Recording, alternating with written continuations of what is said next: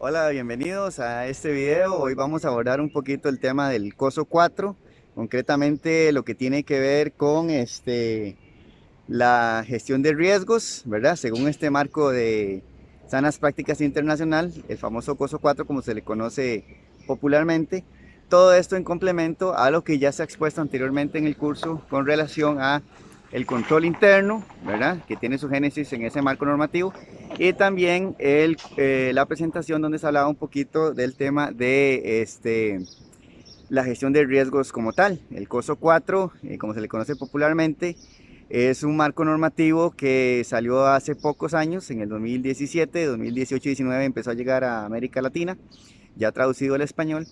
Y aunque se le conoce con ese nombre, el marco normativo tiene en realidad que ver con un marco integrado de gestión de riesgos, igual que el COSO 2 en su momento. Entonces, bueno, vamos a hacer una pequeña introducción seguidamente para pasar un poquito por las etapas de las diferentes versiones del COSO. Al día de hoy hay 4 versiones y luego entramos ya en el tema de fondo que tiene que ver con lo que está proponiendo este texto en cuanto a la vinculación fuerte que tiene que haber entre la gestión de riesgos, la planificación operativa y la planificación estratégica de las instituciones y organizaciones privadas. Bueno, buenas noches. Hoy vamos a abordar el tema del COSO 4, así que entramos en materia, ¿verdad? Haciendo un resumen. Bueno, primero que todo, entender que el COSO es un marco de sanas prácticas que regulan o establecen el sistema de control interno. Está hecho por el Comité de Organizaciones Patrocinadoras de la Comisión Treadway estadounidense y es una iniciativa de la empresa privada que con el tiempo pues se ha venido haciendo mundial. Y en el caso de Costa Rica, la ley de control interno, las normas de la Contraloría y otros pronunciamientos están basados en el COSO. El COSO tiene varias versiones.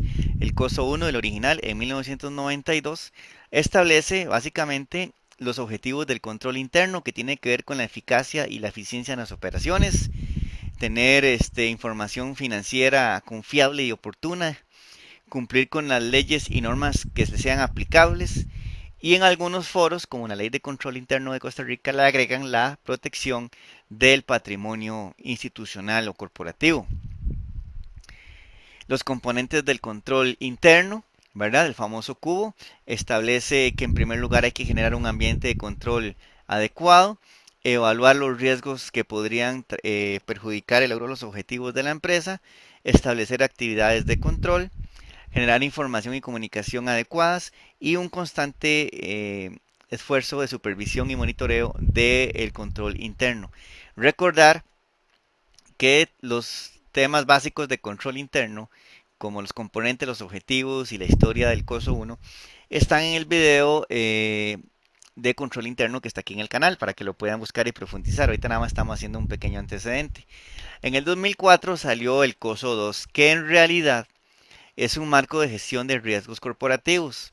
Entonces el COSO 2 no viene exactamente a eliminar el COSO 1, sino que más bien genera un ala diferente o complementaria, donde se le da mucha importancia o énfasis a la gestión de riesgos, ¿verdad? Pero no dejó, digamos, no sacó de vigencia el COSO 1.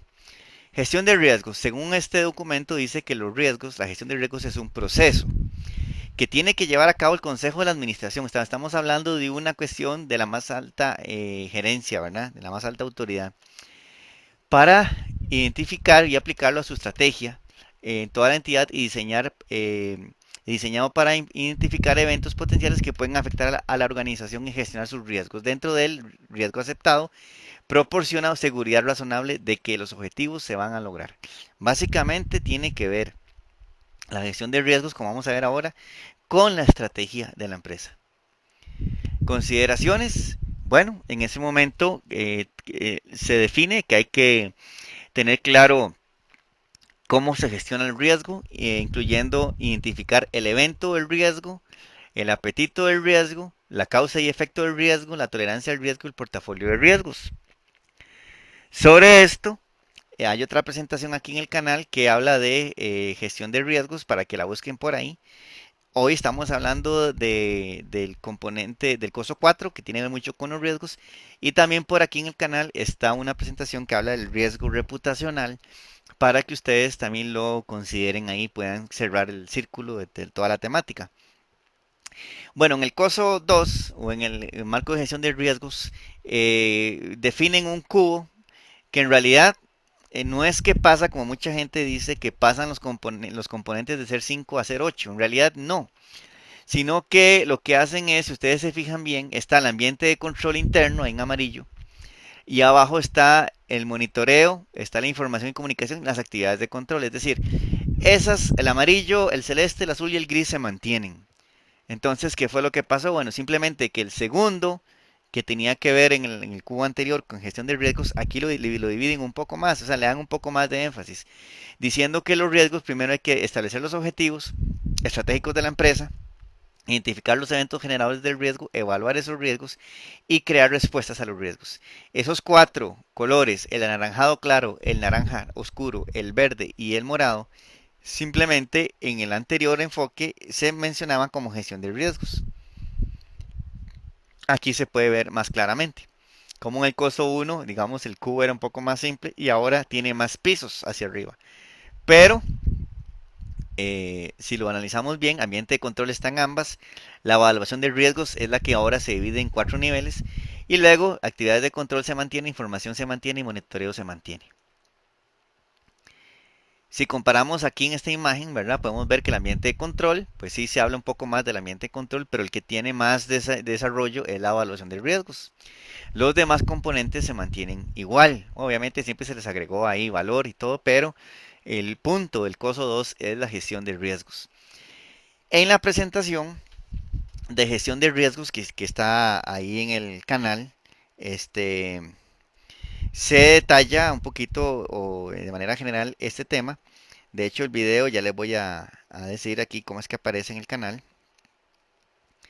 Este, se habla de la metodología que hay que implementar. Bueno, es una propuesta muy sencilla sobre una valoración cualitativa. Este, riesgos de auditoría, ¿verdad? Riesgos de auditoría de TI, ahí sí lo pueden encontrar. Entonces, igual voy a dejar la descripción en los comentarios para que lo puedan entender ahí mejor. Bueno, en cuanto al ambiente de control, se habla igual de la filosofía de gestión de riesgos, la cultura del riesgo. Vean, todos los componentes los van a ir relacionando con los riesgos. La integridad y valores éticos, compromiso y competencia, estructura organizativa, etcétera. En el establecimiento de los objetivos, habla de los objetivos estratégicos que realmente son muy importantes, que estén relacionados y seleccionados, el riesgo aceptado y la tolerancia al riesgo. Identificación de acontecimientos que tiene que ver con metodologías para identificar aquellas cosas, ¿verdad? Que podrían generarnos riesgos y oportunidades. La evaluación del riesgo, ya la metodología que hablábamos en el video este de los riesgos, el riesgo inherente y residual, la probabilidad de impacto, fuentes de los datos, etcétera. En respuestas a los riesgos o actividades de mitigación de los riesgos, tiene que ver con evaluación de posibles propuestas, la selección de esas respuestas y el seguimiento que se tiene que dar a esa cartera. Luego se sigue hablando de las actividades de control, todo siempre en relación con los riesgos. Las actividades de control nacen para controlar o tratar de mitigar los riesgos. Información y comunicación. Y el famoso seguimiento al control interno, que tiene que ver con la constante supervisión, las evaluaciones reiteradas e independientes, la comunicación de deficiencias, correcciones, etcétera. En el 2013 llegamos al coso 3, que este sí es una actualización del coso 1. Entonces, para el 2013 en adelante, empezó a regir el coso 3 y se mantenía vigente el coso 2, porque el coso 2 es la gestión de riesgos. En el coso 3, este modelo retoma los 5 componentes del coso 1, ¿verdad? El cubito aquel, y simplemente para cada componente de estos lo divide en principios. En total son 17. Entonces vemos que el cubo es el mismo, ¿verdad? Es el mismo básicamente, pero a cada ambiente, perdón, a cada componente, como por ejemplo aquí el ambiente de control interno, lo dividen en principios. Vemos que el ambiente de control lo dividen en 5 principios. Demuestra compromiso de integridad con los valores éticos, responsabilidad de supervisión, establecer una estructura, autoridad y responsabilidad, demostrar compromiso para la competencia y hacer cumplir la responsabilidad. La evaluación de riesgos establece otros principios, 4, que habla de definir objetivos relevantes, analizar e identificar los riesgos, evaluar el riesgo del fraude, e identificar y analizar los cambios importantes. En actividades de control mete 4 también principios que habla con seleccionar y desarrollar actividades de control, controles generales sobre la tecnología, implementar políticas y procedimientos y usar información relevantes. En información y comunicación mete 2 principios, comunicación interna, comunicación externa, y en actividades de monitoreo o seguimiento 2 también. Conducir evaluaciones continuas e independientes y evaluar y comunicar deficiencias. Ese, este detalle por cada uno de los componentes es donde está el valor agregado del coso 3. Y llegamos ahora sí al caso que hoy nos ocupa, que es el coso 4, que en realidad, como pueden ver ahí en la imagen, es un marco de gestión de riesgo empresarial. Es decir, el coso 4 viene a actualizar el coso 2. Entonces, a partir del 2017, las empresas se están rigiendo por el coso 3 y el coso 4. Ya el coso 1 y el coso 2, digamos de esa manera, están obsoletos. El COSO 4 es un documento bastante amplio, el cual voy a tratar de resumir de la manera más puntual posible, señalando lo más relevante a criterio de este servidor. Me los invito a que lo puedan conseguir y leer, ¿verdad? Bueno, aquí básicamente este marco da una mayor comprensión de la estrategia y del papel que desempeña en la gestión de riesgos, el establecimiento y ejecución de la misma. Se dice que cuando integramos las gestiones de riesgo empresarial en todos los niveles, vamos a mejorar la toma de decisiones, vamos a mejorar el desempeño y ojo con el tercer punto, crear, preservar y conseguir el valor. En cuanto al valor, este marco dice que el valor se va a crear. ¿Cuándo es que se crea valor? Bueno, se crea cuando los beneficios derivados de los recursos empleados superan al coste de esos recursos. ¿Cuándo se preserva el valor? Cuando el valor de los recursos empleados en las operaciones del día a día sostiene los beneficios creados. Cuando se erosiona el valor. Cuando la dirección implanta una estrategia que no genera los resultados esperados o no se ejecutan en las tareas diarias. Y cuando se materializa el valor. Cuando las partes interesadas, los stakeholders, perciben los beneficios generados por la entidad. Este punto en concreto, esta lámina en concreto donde estamos ahorita, está pero estrechamente relacionada con, con el riesgo reputacional, indiscutiblemente. Indiscutiblemente, por eso es que hay que considerar ver esa presentación también, ¿verdad? Muy bien.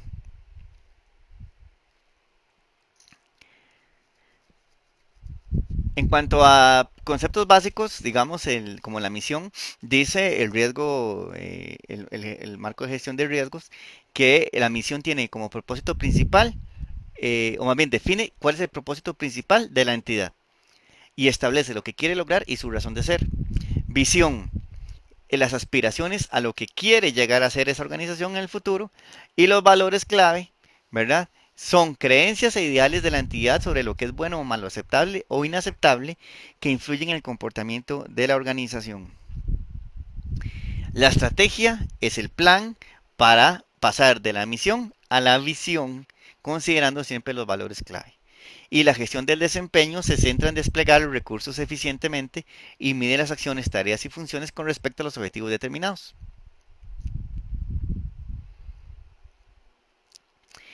En la gestión del riesgo, según este marco, crea oportunidades, aumenta los resultados positivos, identifica y gestiona los riesgos en toda la entidad, reduce la variabilidad del desempeño y mejora la implantación de los recursos. A su vez, provee una expectativa razonable de que se puede lograr los objetivos y no crea la estrategia, sino que informa sobre los riesgos asociados a las estrategias alternativas consideradas y de la estrategia que al final se viene adoptando. Entonces, haciéndolo un poco más simple, Vemos que los objetivos de control interno, ¿verdad? Según el marco tradicional, es proteger el patrimonio, lograr la eficiencia y eficacia en las operaciones, como ya dijimos, confiabilidad de la información y el cumplimiento del marco normativo y regulatorio. Entonces, las auditorías, las auditorías usualmente se han, digamos, decantado por hacer muchos estudios dirigidos a proteger el patrimonio y al cumplimiento del marco normativo y legal. Pero actualmente las auditorías, por ejemplo las auditorías operativas y las DTI, las auditorías de tecnologías de información, tienen que ir más enfocadas a medir y colaborar con la eficiencia y la eficacia de las operaciones. Bueno, obviamente esto es una responsabilidad de la administración, no de la auditoría, pero los estudios de auditoría que se hagan tienen que ir proyectados a valorar este tipo de variables e informar a la administración sobre las deficiencias para que sean corregidas. También con respecto a la generación de la información y los medios de comunicación por la cual la misma fluye a lo interno de toda la entidad. Entonces, si estamos claros de que el proceso administrativo, según la teoría de administración clásica, son tres fases. Una empresa o una organización planifica lo que va a hacer, ejecuta lo que dijo que iba a hacer y llegamos al tercer paso, que es el control. De ahí donde se genera toda la filosofía del control interno. Entonces, ese control tiene que ver con medir si lo que se ejecutó se hizo de acuerdo a lo planificado. En caso de que hubiese desviaciones, se identifican y se corrigen, ¿verdad? Entonces, teniendo esto claro, por ejemplo, a nivel de las instituciones públicas del sector costarricense, hay un Plan Nacional de Desarrollo que define el gobierno de la República. Cada institución, como un ministerio, por ejemplo, define un plan estratégico institucional que puede durar de 4 a 5 años, pero debe responder siempre al Plan Nacional de Desarrollo. No puede ir por su lado. Y a partir de ahí, las diferentes dependencias generan planes anuales operativos, ¿verdad? Que tienen que ir siempre en relación o para ayudar a conseguir o lograr el éxito del plan estratégico institucional, o sea, en cascada. E inclusive en algunas dependencias muy grandes pueden hacer planes anuales operativos regionales o seccionales, ¿verdad? Eso es completamente normal. ¿Qué es lo que sucede? Que muchas veces estos planes no están encadenados en la forma en la que hemos presentado en pantalla y esto genera un problema serio. Ahora bien, la gestión de riesgos siempre tiene que ir asociada a estos objetivos, sea los operativos, pero especialmente los estratégicos. Nunca se pueden dejar botados, no se pueden dejar de lado. Entonces, la gestión de riesgos, todo lo que vamos a hablar hoy, va en este sentido, ¿verdad? Que puede haber otros riesgos que respondan a otras variables, sí, pero nunca van a sustituir ni van a estar por encima en importancia a los riesgos que están vinculados totalmente con la estrategia de la empresa, ¿verdad? De la institución pública, de la organización. Lo que decía hace un rato el marco normativo, el COSO, dice que la misión es donde estamos hoy, lo que hace la empresa hoy, y la visión es lo que está allá, a lejos, al otro lado del puente, como ustedes pueden ver. La idea es que la empresa camine por el puente y logre llegar al otro lado, ¿verdad? Del río. Entonces, la estrategia nos va a definir en tiempo y forma qué es lo que hay que ir haciendo. La estrategia, entiéndase, los planes estratégicos, nos va a ir definiendo qué hay que hacer para cruzar por ese puente de manera segura y que al final logremos esa visión que definió la misma empresa. Por ende, los riesgos van a ir enfocados a que crucemos por ese puente sin caernos. Los riesgos van siempre enfocados a que la estrategia se lleve a cabo de la forma en la que se planteó. Bueno, dejando de lado esa introducción teórica, vemos que el contexto estratégico va de este marco integrado de riesgos va partiendo de la misión, de la visión y los valores clave de la empresa, los mezcla en el centro con los objetivos estratégicos, ¿verdad? Según lo que ya hemos mencionado, y al final va a mejorar el desempeño. Muy bien. Perfil del riesgo, bueno, siempre habla de que hay que tener una clara la relación, ¿verdad? Entre el riesgo y el desempeño. Hay empresas que son más, aceptan niveles de riesgo más grandes, otras son más conservadoras, eso lo va a definir cada una de las organizaciones. Aquí el COSO define este esquema, estas cintas que están ahí entrelazadas como una doble hélice de ADN, ¿verdad? Se parece. Estas cintas no no sustituyen al cubo de control interno, como alguna gente anda mencionando, perdón. Recuérdese que el coso 3 sigue vigente, entonces el cubo tradicional de control interno sigue vigente con los 5 componentes. Esto es simplemente un modelo que complementa toda la metodología de control interno y está enfocada en el riesgo, ¿ok? Entonces, cada uno de esos cintillos tiene un color y podemos ver que, en primer lugar, el amarillo tiene que ver con gobierno y cultura. El segundo es el azul, que tiene que ver con la estrategia y establecimiento de objetivos. El verde tiene que ver con la evaluación del desempeño. El morado con revisión y monitoreo. Y el último, que es el rojo, con información, comunicación y reporte. Vamos a tratar de explicar eh, lo más puntualmente posible estos puntos para que usted, valga la redundancia, para que ustedes puedan tener una idea general, ¿verdad? No con esto yo pretendo que sustituya la lectura y el estudio a fondo del marco, pero sí digamos que tengan por lo menos un contexto en adelante. El primer punto es el amarillo, que es la primera cinta, es la amarilla que tiene que ver con gobierno y cultura.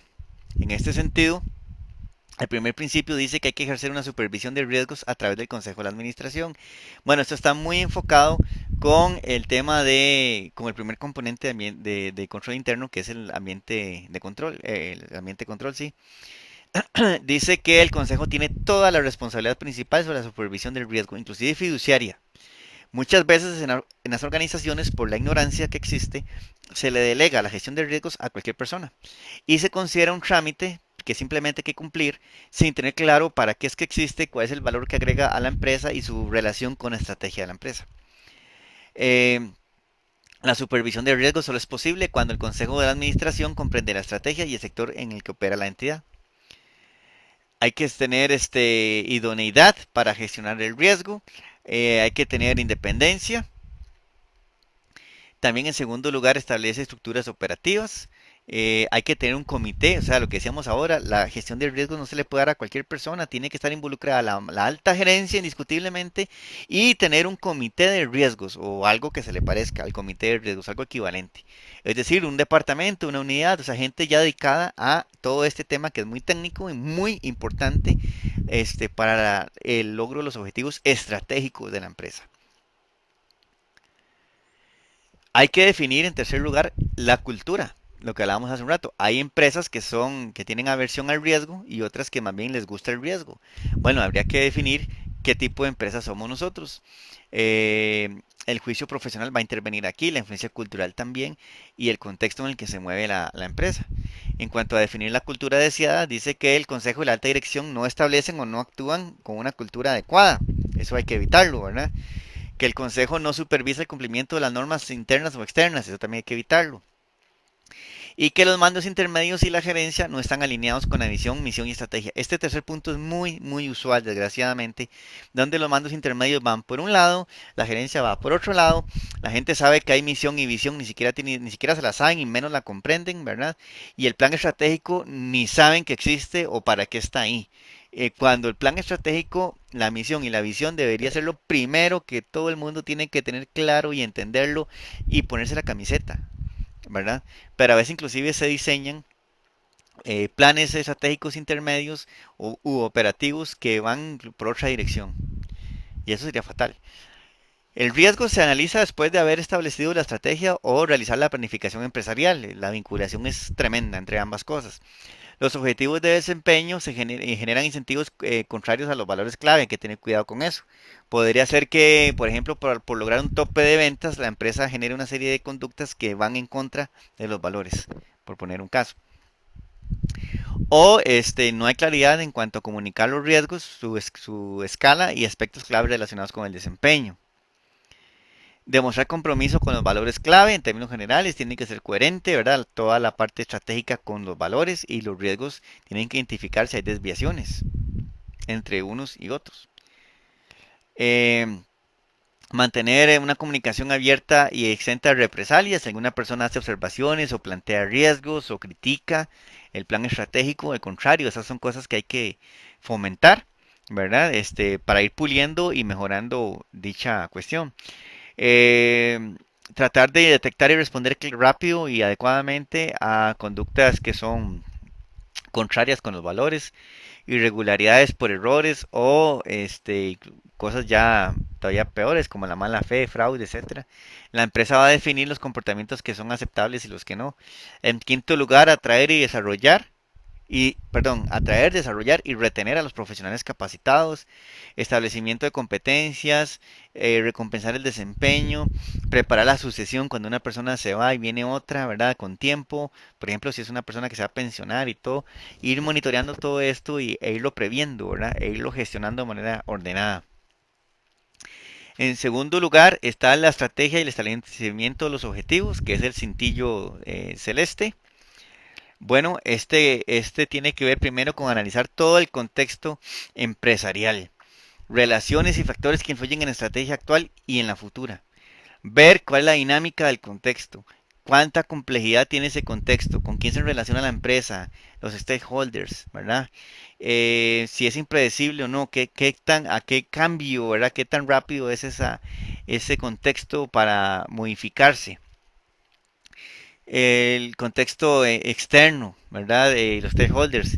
Vean qué interesante porque aquí define que hay stakeholders que son afectadas por la entidad, como los clientes, los proveedores, los competidores, ellos son afectados por nosotros, pero hay otros que nos influyen más bien, como, o sea, que tienen un impacto directo en nosotros, como el gobierno, regulaciones, etcétera, y otras que inciden en la reputación, ¿verdad? Recuérdense lo de la reputación corporativa, la marca y la confianza de la entidad, como las comunidades, los grupos sociales, etcétera. Todo esto hay que tenerlo mapeado y analizado.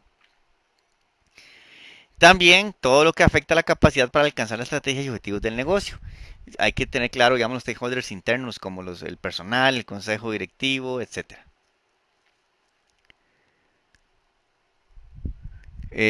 ¿Cómo afecta el contexto empresarial al perfil de riesgo? Bueno, se puede ver en tres fases, en el pasado, el presente y el futuro. Ahí el texto hace un análisis de cómo analizar cada una de esas cosas, pero mete aquí un concepto que es muy importante y que voy a hablarlo de manera general porque el concepto como tal es un poco complejo y da para toda una clase, ¿verdad? Por aparte. El apetito, la tolerancia y la capacidad del riesgo, que son tres cosas que la empresa tiene que definir. Vamos a tratar de hacerlo sencillo. Veamos este gráfico que está en pantalla, que viene dentro del marco, ¿verdad? Dice, imaginémonos que un vehículo por sus características técnicas es capaz de ir a 180, ¿verdad? Bueno, el carro puede ir a 180 kilómetros por hora. Esa es la capacidad de riesgo. Hasta ahí puede llegar perfectamente.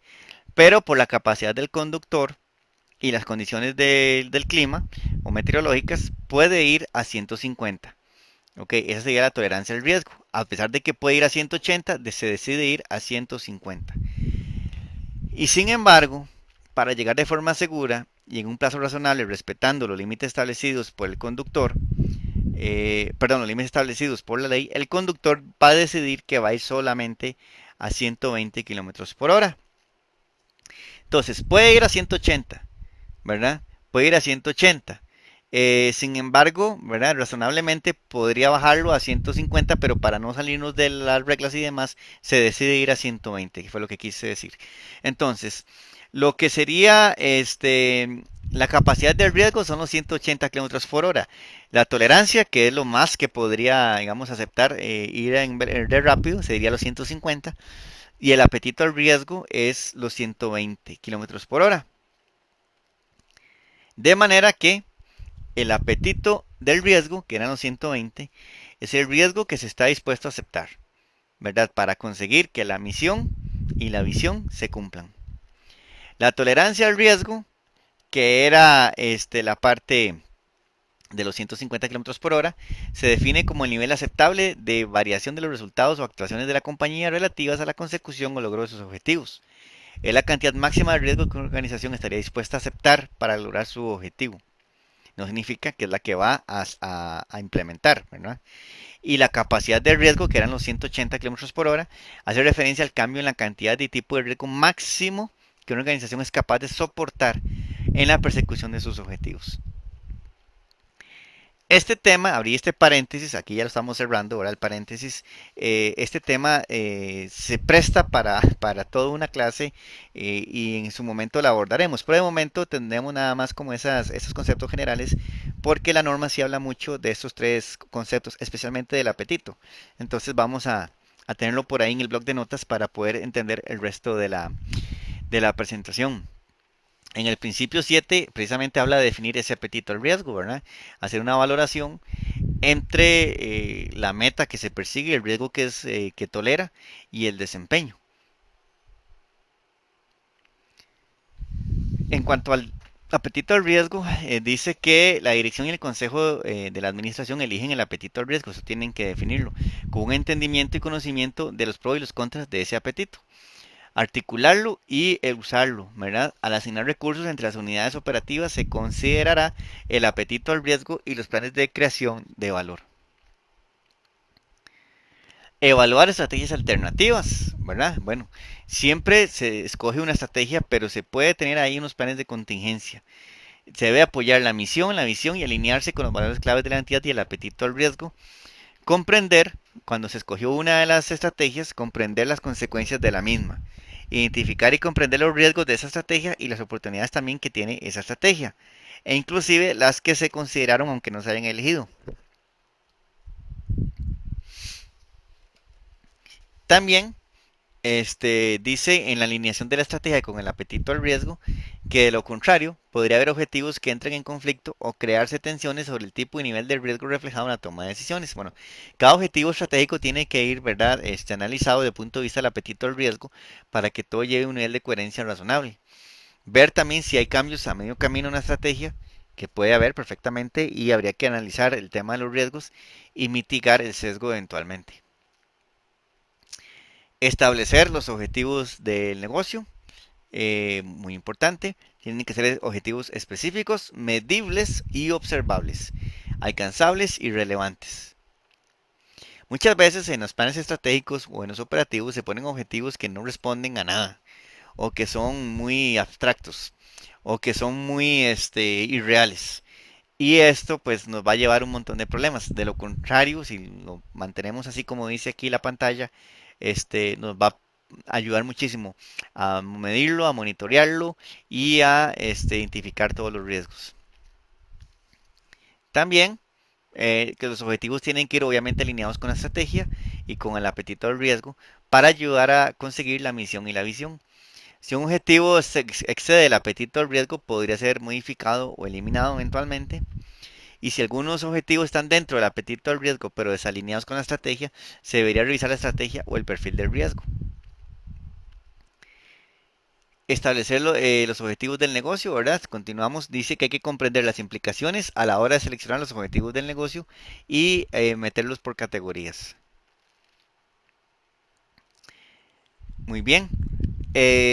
Las metas también, ¿verdad? Una meta agresiva puede provocar un incremento en el riesgo para ese objetivo determinado y una meta, por el contrario, conservadora, podría estar dentro del perfil del riesgo, pero desalineado con la estrategia. Son cosas con las que hay que ir jugando, ¿verdad? Verán ustedes que hay bastantes variables. En cuanto a la tolerancia al riesgo, recordar que el apetito al riesgo general y que la tolerancia es táctica y concentrada. Y la tolerancia, esto es importante, esto que viene aquí, debe medirse en unidades medibles. Idealmente las mismas unidades medibles de los objetivos, lo que hablábamos ahora, ¿verdad? Las metas tienen que ir en unidades cuantificables y que se puedan calificar y medir simplemente de manera sencilla y no cosas abstractas y que son difíciles de cuantificar o de razonar. Las medidas de desempeño y tolerancias pueden ser cuantitativas y cualitativas, pero criterios de servidor, entre más sean cuantitativas es mejor. Y llegamos al cintillo verde que ahora tiene que ver con el monitoreo del desempeño.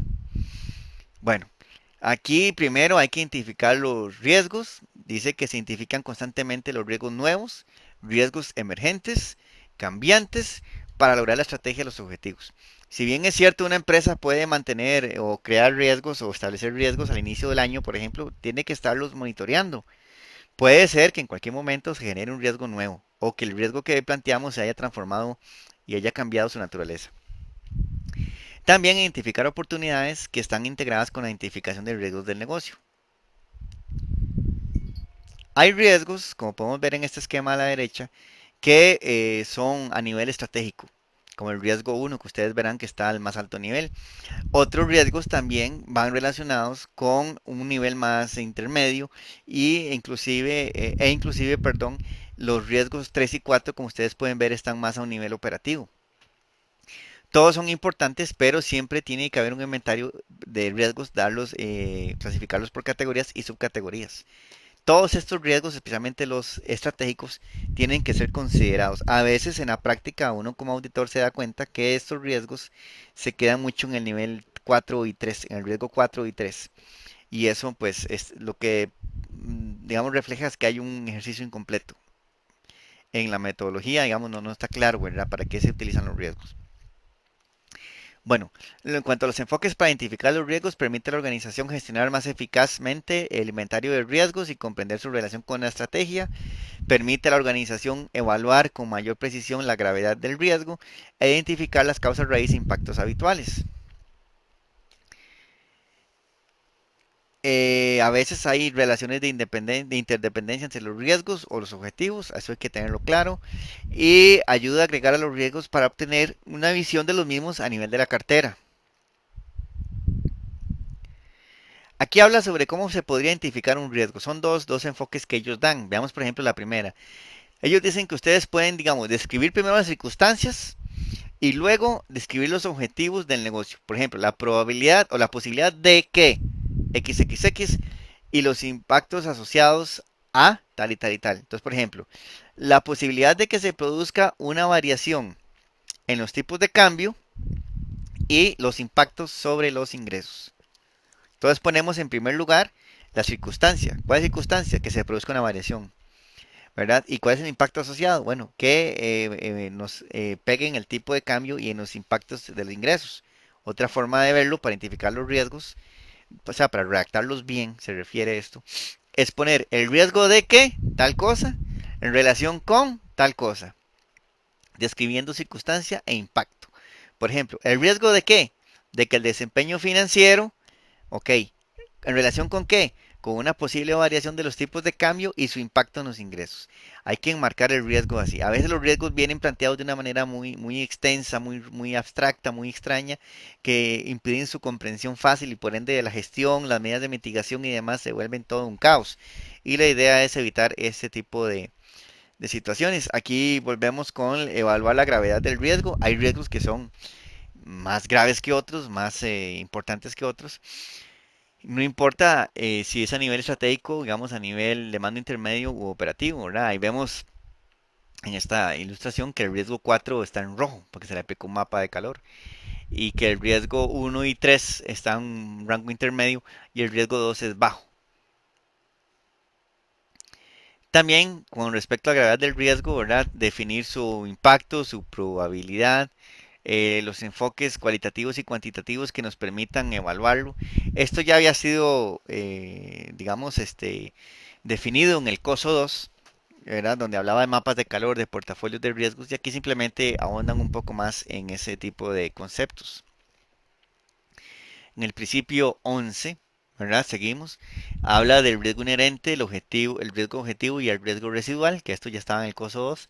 Representación de los resultados de la evaluación por medio de un mapa de calor, esto también está en el COSO 2. Identificar el desencadenante para reevaluación y ver si hay sesgo en la evaluación, disculpen. Vamos a ver. Priorizar los riesgos, ¿verdad? Ver cuáles riesgos son más importantes que otros, ver la parte de la adaptación, la complejidad, la velocidad, la persistencia y recuperación, priorizar los riesgos sobre unos sobre otros, importante. Ahora, los riesgos con evaluaciones similares de gravedad, por ejemplo, dos medios que dice ahí, pueden ser prioritarios sobre otros que tal vez tienen una categoría de más urgencia, ¿verdad? No necesariamente tiene que ser atenderse solo los que son de calificación muy alta. Para priorizar riesgos se toma en cuenta el apetito al riesgo, la priorización en los niveles y los sesgos en la priorización. Implementar respuestas ante los riesgos. Esto tiene que ver ya con las medidas de mitigación, los planes de contingencia. Seleccionar e implantar las respuestas del riesgo. Considerar los costos y beneficios de esas respuestas y otras consideraciones adicionales. Desarrollar una visión a nivel de cartera, entendimiento de la visión a nivel de cartera, la visión que tiene la cartera, ¿verdad? Desarrollar una visión a nivel de cartera, por ejemplo, integrarla mínimamente, integrarla parcialmente, integrarla limitadamente o integrarla de manera completa. Eso, bueno, esto lo define el marco, ahí entra en detalles, ahorita nada más lo voy a mencionar. Y analizar esa visión de cartera. Puede ser gerencial, departamental, etcétera. El cintillo morado, que sería ya el cuarto componente, es revisar y monitorear la gestión de riesgos, evaluar los cambios significativos, el entorno interno y también el externo, ¿verdad? Ver qué tan rápido cambian y se innovan. Hay cambios sustanciales en el equipo de dirección y en la parte externa cambios en el entorno regulatorio o económico. Eh, Integrar las revisiones de las prácticas en el negocio. Por ejemplo, el rendimiento de la organización ha sido acorde a lo esperado, ha alcanzado su objetivo. En caso de que no, pues ver cuáles son las discrepancias y sugerir acciones para cerrar esa brecha. ¿Qué riesgos se están ocurriendo que pueden afectar el desempeño? ¿Estaba la entidad asumiendo el riesgo suficiente para alcanzar esa meta? ¿Ha sido precisa la estimación del riesgo? Este, Tenemos también, en cuanto a la integración de las revisiones de las prácticas del negocio, hay que revisar constantemente los objetivos del negocio, hay que revisar constantemente la estrategia del negocio, las metas, la cultura, casi que todo lo que hemos establecido de manera previa, ¿verdad? Reevaluar la gravedad de los resultados del riesgo, revisar cómo se priorizaron esos riesgos, reevaluar la respuesta a los riesgos, reevaluar el apetito al riesgo, también buscando la mejora, analizando que son nuevas tecnologías, cambios que pudo haber existido en la organización, las categorías o el portafolio de riesgos, deficiencias históricas, el apetito al riesgo que se ha hablado mucho por acá, las comunicaciones, comparación con entidades análogas o similares, el ritmo de cambio en el entorno. Y llegamos a el cintillo rojo y final, que tiene que ver con la información y comunicación. Muy importante. Aprovecha la información y la tecnología. Principio 18. Usar información relevante que genere alta calidad, exactitud y reportes completos. Evolución de la información. Bueno, aquí lo que habla es que muchas veces las fuentes de información apenas están estructuradas en un 20% y no estructuradas en un 80%. Fuentes estructuradas se refiere a sistemas ya de gestión de riesgos, bases de datos y cosas de las cuales digamos que la información es relativamente fácil de extraer, pero hay un montón de información que no es así. Por ejemplo, memos, contratos, reglamentos, cosas que están, digamos, la información está dispersa, no responde a ninguna tabulación, entonces hay que analizarlo. Toda la información, esta última, la no estructurada, es más compleja, pero no podemos dejarla de lado. Siempre hay que considerarla, pues, la comunicación con los stakeholders, comunicación con el consejo, métodos de comunicación para estos efectos. Informar sobre el riesgo y la cultura y el desempeño. Bueno, dice, vamos a identificar a cuáles son los usuarios de la información y sus funciones, porque obviamente este tema es confidencial. Los atributos en los informes de riesgo, los tipos de informes de riesgo que se podrían generar y a quiénes van a ir dirigidos, siempre que sean útiles. Informar sobre los riesgos al consejo, informar sobre la cultura de la empresa y los indicadores clave. ¿Qué es lo que sucede?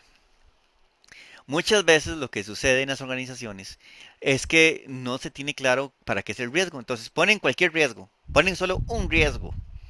Ese riesgo que ponen muchas veces, o dos o tres, a lo mucho que ponen, no responden al plan estratégico. La oficina que recibe la información o el ente técnico dentro de la empresa tal vez no cuestiona esa parte y le da trámite. Y hay otra instancia que tal vez está encargado del plan operativo y el plan estratégico sin considerar los riesgos. Entonces al final se genera un montón de información sobre riesgos que no sirve para nada. La gente no está clara para qué es el riesgo, lo ven como un trámite más y no tienen claro su importancia en cuanto a conseguir que la empresa logre exitosamente los objetivos y por ende que esa estrategia se lleve a cabo como tenía que ser y logremos pasar de la misión a la visión, el puente que hemos visto de manera, bueno, al inicio de la presentación. Todo ese tipo de cosas es muy importante que se tengan claras para generar una gestión de riesgos que sea ágil, que sea útil y que realmente colabore. De lo contrario, es absurdo llevar una gestión de riesgos. Bueno, en este momento llegamos al fin de la presentación. Se trató de condensar de la manera más sencilla posible. Este tema es un tema muy amplio. El documento es bastante grande y pues requiere de un análisis y de un estudio, ¿verdad?, a profundidad por parte de cada uno de los profesionales. La gente que trabaja en auditoría, especialmente en auditoría financiera, auditoría operativa y de tecnologías de información, tiene que tener muy claro esto para cuando se abordan los diferentes riesgos, ver su vinculación con la estrategia, lo que hablamos ahora, misión y visión y todo esto, y ver si realmente se están gestionando los riesgos de manera adecuada. Eso para mí es una parte fundamental de esos estudios de auditoría y que le van a permitir a la administración identificar las debilidades detectadas y corregirlas de una manera oportuna. Bueno, entonces sin más por el momento me despido, no sin antes agradecerles la atención y invitarlos a que vean otros videos y clases virtuales aquí en el canal. Que pasen una feliz noche.